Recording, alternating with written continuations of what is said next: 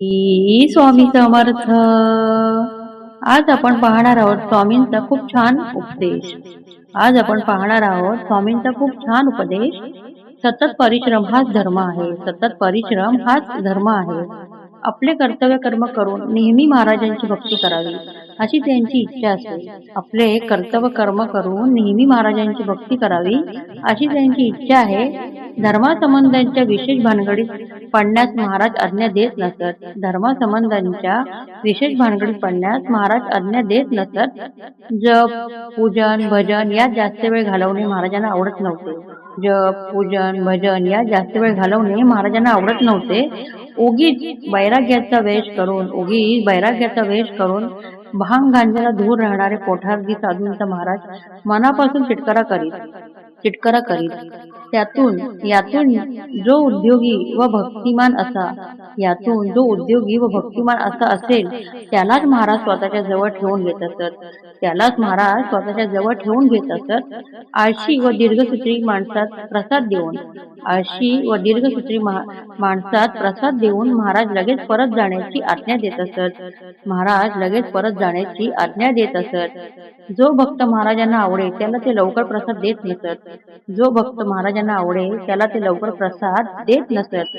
महाराजांच्या भक्तांना सतत भ्रम करावे. महाराजांच्या भक्तांना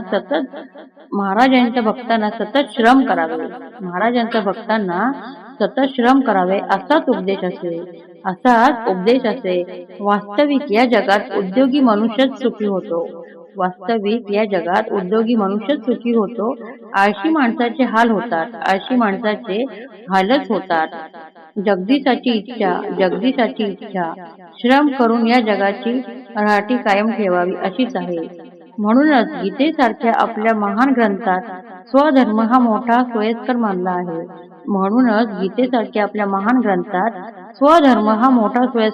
आहे. हे तत्व मनात जो वागतो, या तत्वाच्या मनात जो वागतो त्याचा नेहमी विजयच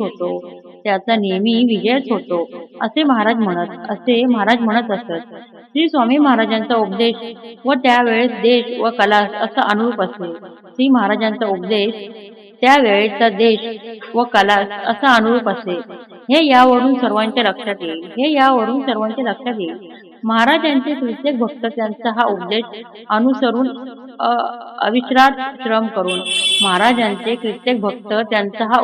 अनुसरून अविश्रांत श्रम करून आपल्या जन्माची सार्थकता करून घेतात.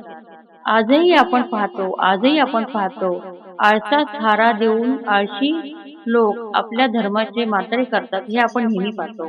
आजही आपण पाहतो आळसास थारा देऊन आळशी लोक आपल्या धर्मांचे मात्रे करतात. हे आपण नेहमी पाहतो. आपला प्रपंच साधून परमार्थाचा लाभ घ्यावा असेच महाराज सांगत असत. सर्वांनी धर्म, अर्थ, काम व मोक्ष साधावयास सर्व शास्त्राचे सार त्यात आहे. तीच सोपी युक्ती अनुसरावी जी जगाला मान्य ठरली आहे. आळशी माणूस महाराजांना बिलकुल आवडत नसे. आळशी माणसाचे तोंड पाहू नये असे महाराज म्हणत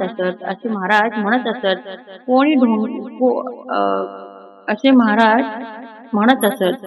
कोणी ढोंगी पोठार्थी महाराजांच्या दर्शनास आला तर त्याला शिव्या देऊन महाराज हाकलत असत.